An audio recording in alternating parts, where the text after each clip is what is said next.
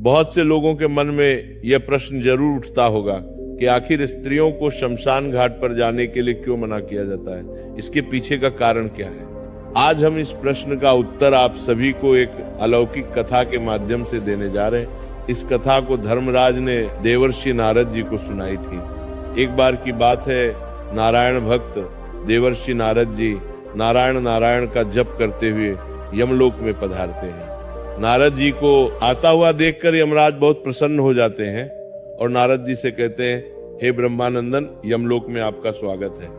कहीं आज किस प्रयोजन से यमलोक में आना हुआ? अवश्य ही आप कोई महत्वपूर्ण समाचार लेकर आए होंगे। यमराज के मुख से ये बात सुनकर देवर्षि नारद जी हाथ जोड़ते हुए कहते हैं, हे सूर्य तनय, हे दंड धारक, मैं आपको सर्वप्रथम प्रणाम करता हूँ। आज मैं आपके पास कोई समाचार लेकर नहीं आया हूँ, मैं तो आपके पास अपनी एक शंका लेकर आया हूँ। कृपया आप मेरी इस शंका का निवारण कीजिए और मेरे इस व्याकुल मन को शांत कीजिए। तभी धर्मराज मंद मुस्कान के साथ बोले, हे ब्रह्मानंदन, आपके मन में जो भी प्रश्न है आप निसंकोच होकर पूछिए, मैं अवश्य ही आपकी शंका का समाधान करूंगा।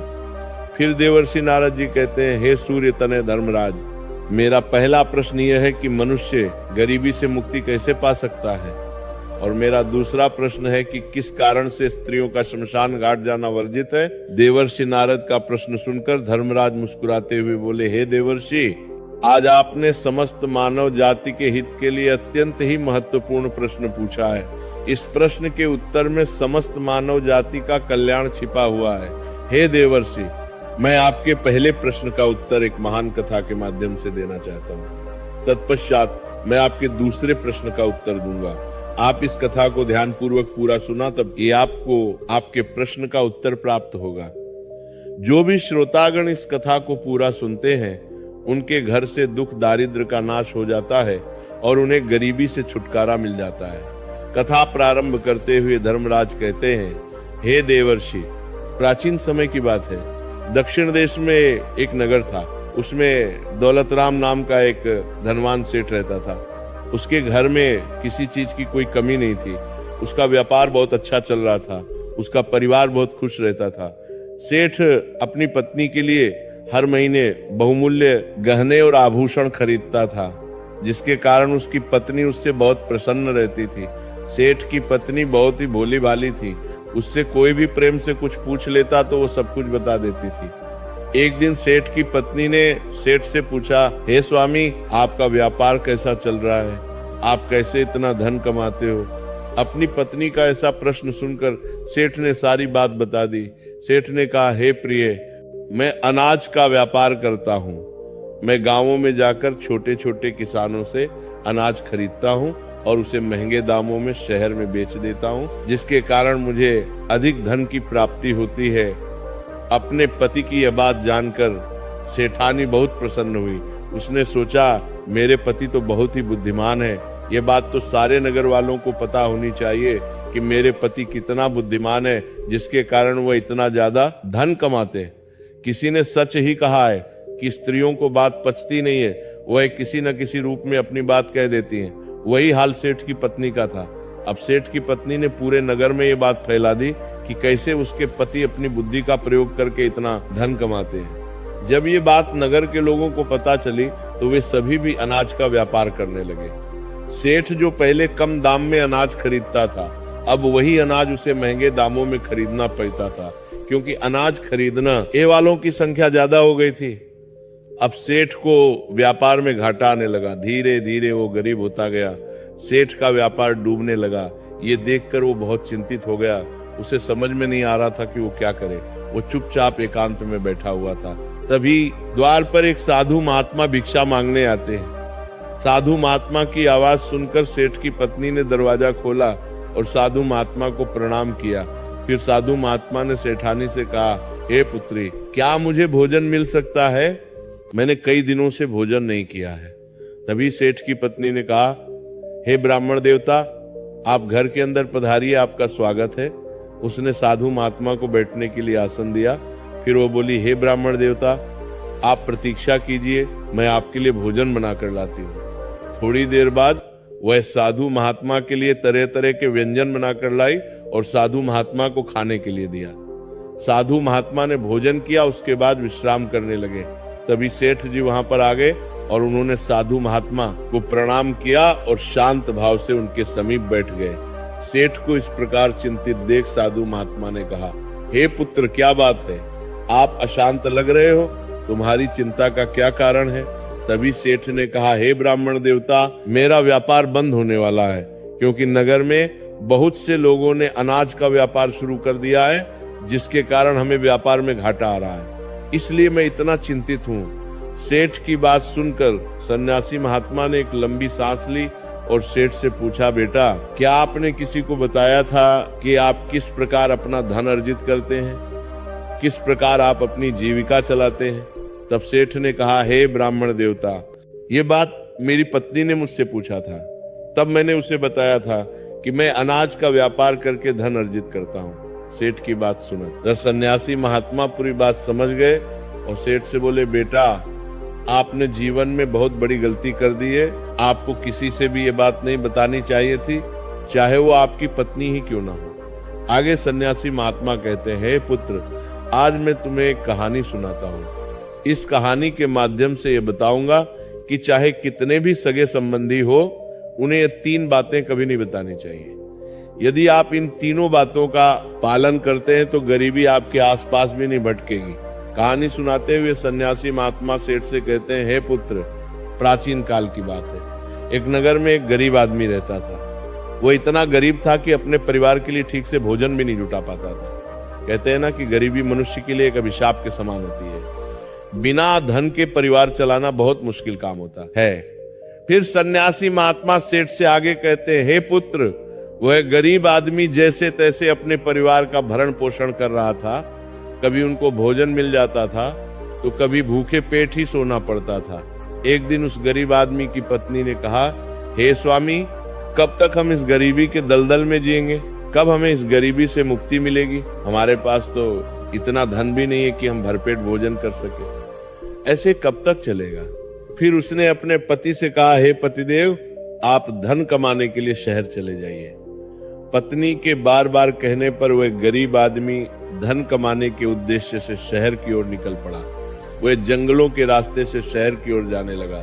चलते चलते वो एक जंगल में पहुंच गया। काफी लंबा सफर तय करने के कारण वो बहुत थक चुका था और उसे प्यास भी बहुत लग रही थी। वह जंगल में नदी की तलाश करने लगा। तभी उसे एक नदी दिखाई दी। वह नदी के पास गया और भरपेट पानी पिया और फिर से अपने गंतव्य स्थान की ओर चलने लगा। चलते चलते वो जंगल के बीचों बीच पहुंच गया।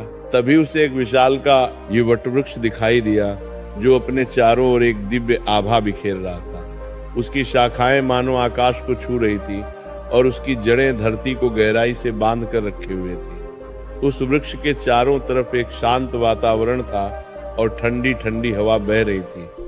वह बेचारा गरीब आदमी उस पेड़ के नीचे बैठकर आराम करने लगा।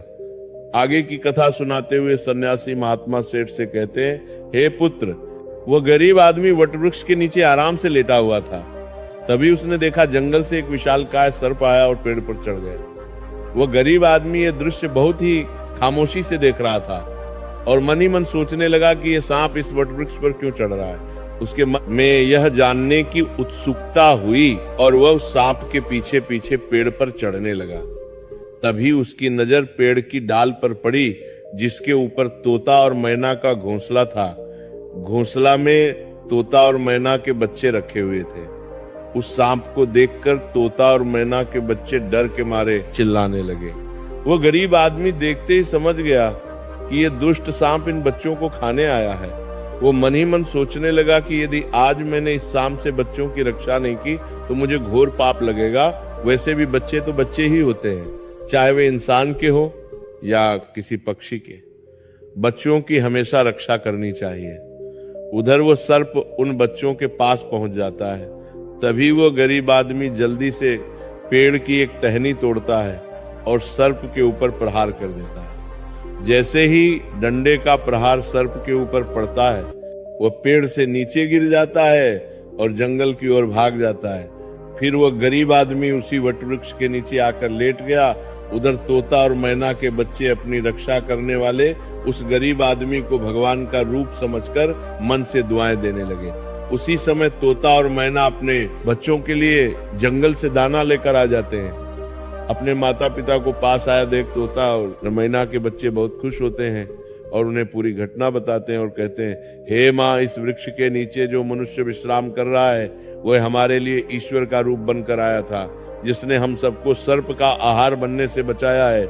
इसी मनुष्य ने उस भयानक सर्प को मारकर भगाया था और हमारे प्राण बचाए हैं। हम इसके कर्जदार हो गए हैं। अगर ये मनुष्य उस सर्प को नहीं मारता तो आज हम काल के गाल में समा चुके होते। आज से हम सब इसके आभारी हो गए। अपने बच्चों के मुख से उस व्यक्ति की प्रशंसा सुनकर तोता और मैना बहुत खुश होते हैं। फिर तोता और मैना उस गरीब आदमी के पास जाते हैं और उसका धन्यवाद करते हुए कहते हैं, हे भले मनुष्य, आज आपने हमारे बच्चों की जान बचाकर मुझ पर बहुत बड़ा उपकार किया है। हम दोनों आपका ये उपकार कभी नहीं भूलेंगे। फिर तोता और मैना ने उस गरीब आदमी से पूछा, हे भले मनुष्य, आप कौन हैं और आप कहाँ जा रहे हैं? मित्र, तोता और मैना के पूछने पर वह गरीब आदमी कहता है, हे पक्षियों, मैं एक गरीब आदमी हूँ और धन कमाने के लिए शहर जा रहा था। काफी लंबा सफर तय करने के कारण मैं थक गया था। तभी मेरी नजर इस वट वृक्ष पर पड़ी, जिसकी शीतल छाया के नीचे बैठकर मैं आराम करने लगा। तभी मैंने देखा कि एक दुष्ट सर्प तुम्हारे बच्चों को खाने के लिए तुम्हारे घोंसले के पास जा रहा था। उसी समय मैंने अपने मनुष्य धर्म का पालन करते हुए उस सर्प को मारकर भगा दिया। फिर तोता और मैना बोले, हे भोले मनुष्य, तुमने हम पर बहुत बड़ा उपकार किया है। संसार में सबसे बड़ी खुशी बच्चों से होती है। बच्चों से अधिक प्रिय तो किसी को कोई नहीं होता। आप भी तो धन कमाने अपने बच्चों के लिए जा रहे हैं। अब आपने हमारे बच्चों की जान बचाई है तो हम आपके बच्चों की भूख मिटाना चाहते हैं। तब उन्होंने बताया, हम दोनों तोता और मैना नाम के पक्षी हैं। आज से हम तुम्हारे लिए बहुमूल्य ये मोती ला कर देंगे। हमने सुना है कि ये मोती मनुष्यों के लिए बहुत मूल्यवान होते हैं। हम तुम्हें कुछ मोती देते हैं, तुम उन्हें बेचकर बाजार से अपने लिए कुछ खाने पीने का सामान ले आओ, लेकिन बदले में आज से तुम यहीं रहकर हमारे बच्चों की देखभाल करते रहना। हम तुम्हें प्रतिदिन कीमती मोती लाकर देते रहेंगे। तोता और मैना की बात सुनकर वह गरीब आदमी बहुत खुश हो गया और सोचने लगा, अगर हमें यहीं बैठे बैठे धन मिलेगा तो हमें इतनी दूर शहर जाने की क्या जरूरत। ये सोचकर उस गरीब आदमी ने तोता और मैना की बात मान ली। आगे की कथा सुनाते हुए सन्यासी महात्मा कहते हैं, हे पुत्र, वो गरीब आदमी तोता के द्वारा दिए हुए कुछ मोती लेकर बाजार गया और उन्हें बेचकर अपने खाने पीने का सामान खरीद लाया और उसे वट वृक्ष के नीचे एक झोपड़ी बना ली और वहीं रहने लगा और तोता मैना के बच्चों की देखभाल करने लगा। अब तो तोता और मैना निश्चिंत हो गए। उन्हें उनके बच्चों की रक्षा करने के लिए एक विश्वास पात्र आदमी मिल गया था। अब तो वो बेफिक्र होकर सुबह सुबह अपने घोंसले से उड़ जाते थे और शाम को लौट कर आते थे। अपने बच्चों को घोंसले में सुरक्षित देखकर वे बहुत खुश होते थे और उस गरीब आदमी का धन्यवाद करते थे और बदले में उसे बहुमूल्य मोती ला कर देते थे। इस तरह से धीरे धीरे तोता और मैना के बच्चों की देखभाल करते करते उसे कई महीने बीत गए थे। इधर तोता और मैना के बच्चे भी धीरे धीरे बड़े हो गए। अब उस गरीब आदमी को अपनी पत्नी और बच्चों की याद आने लगी। फिर उसने एक दिन तोता और मैना से कहा, हे पक्षियों, बहुत दिन हो गए हैं, मैं अपने घर नहीं गया। पता नहीं हमारी पत्नी और बच्चे कैसे और किस हाल में है। ये सुनकर तोता और मैना ने कहा, हे भले मनुष्य, अब तुम निश्चिंत होकर अपने घर जाओ और अपने बच्चों के साथ रहो। हमारे बच्चे भी अब उड़ने के काबिल हो गए हैं।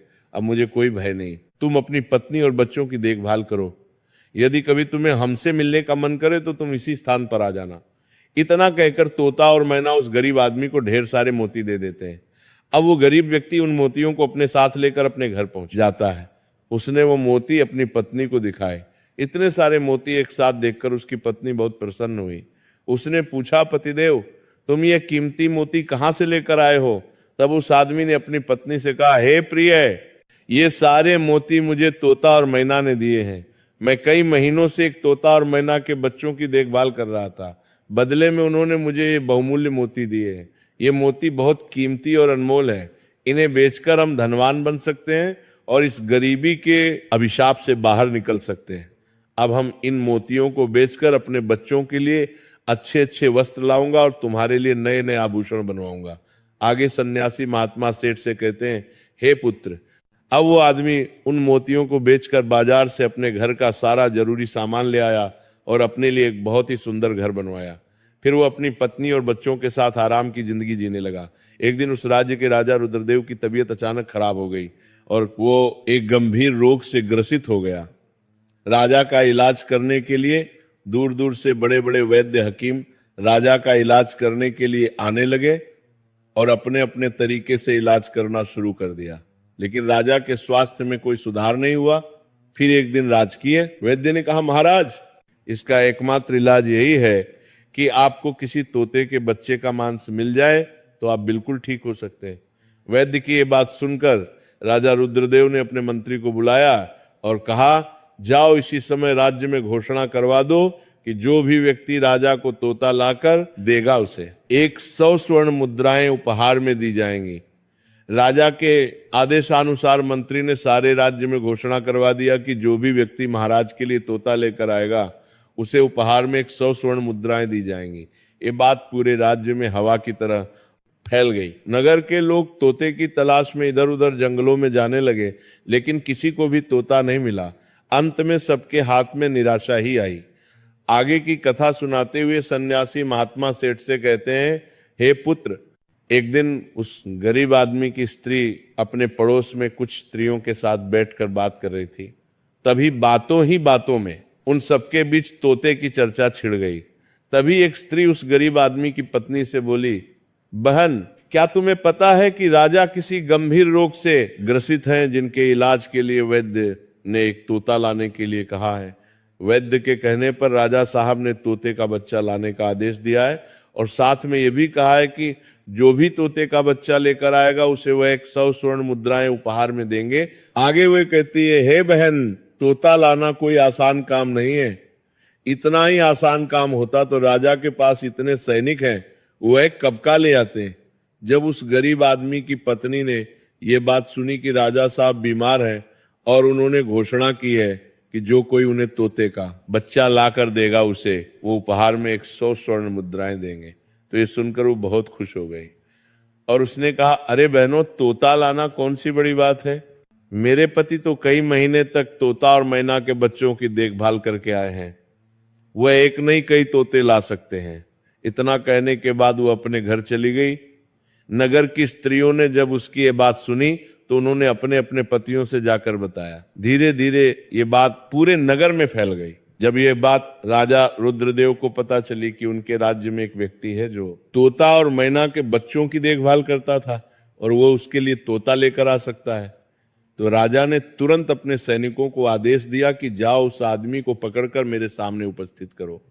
राजा का आदेश पाकर राजा के सैनिक उस आदमी को पकड़कर राजा के सामने लाकर खड़ा कर देते हैं। राजा ने उससे क्रोधित होकर कहा, इतने दिनों तक तुमने मुझे तोता लाकर क्यों नहीं दिया? जाओ इसी क्षण तोता लेकर आओ। यदि तुम मेरे लिए तोता लेकर आओगे तो मैं तुम्हें उपहार दूंगा, परंतु तुमने छल करने की कोशिश की तो तुम्हें मृत्युदंड की सजा मिलेगी। राजा की ये बात सुनकर वो आदमी घबरा गया और बोला, हे महाराज, आप मेरे प्राण ले लो पर मैं आपको तोता का बच्चा लाकर नहीं दे सकता। मैंने तो उनकी जान बचाई थी। एक रक्षक भक्षक कैसे बन सकता है?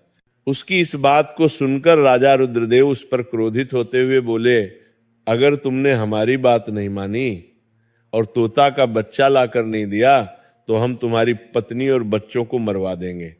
आगे सन्यासी महात्मा सेठ से कहते हैं, हे पुत्र, मनुष्य सबसे ज्यादा कमजोर तब पड़ता है जब उसके बच्चों की सुरक्षा की बात आती है। ऐसे में वो कुछ भी करने को मजबूर हो जाता है। राजा की बात सुनकर वह गरीब आदमी बहुत घबरा गया। उसने सोचा कि अब मुझे किसी भी तरह तोते का बच्चा लाकर राजा को देना ही होगा। वो गुस्से में घर आया और अपनी पत्नी को डांटने लगा और बोला, तुमने ये क्या अनर्थ कर दिया? तुम्हें बिल्कुल भी समझ नहीं है हम क्या करते हैं और कहाँ जाते हैं। ये बात किसी को नहीं बतानी चाहिए, लेकिन तुमने तो ये बात नगर की स्त्रियों को बता दिया। तुम्हारी ये बात उसे दुष्ट राजा रुद्रदेव तक पहुंच गई। तुम ही बताओ मैं क्या करूं? जिस तोता और मैना के बदौलत आज हमें खाने को भोजन, रहने को नया घर और पहनने को अच्छे वस्त्र मिले हैं, जिनके कारण हम गरीबी के दलदल से बाहर निकले हैं। मैं उनके साथ इतना बड़ा धोखा कैसे कर सकता हूं? तुमने ये बात उन महिलाओं को बताकर बहुत बड़ी भूल की है। फिर जब उसका गुस्सा शांत हुआ तो उसने अपनी पत्नी को समझाते हुए कहा, प्रिय, अपने घर की कुछ बातें दूसरों से कभी नहीं कहनी चाहिए। पहली बात, आपके घर में कितना धन है और आपकी कमाई का स्रोत क्या है, ये बातें दूसरों से कभी नहीं बतानी चाहिए। दूसरी बात, घर में आपसी प्रेम की बातें, पति पत्नी के प्रेम की बातें बाहर वालों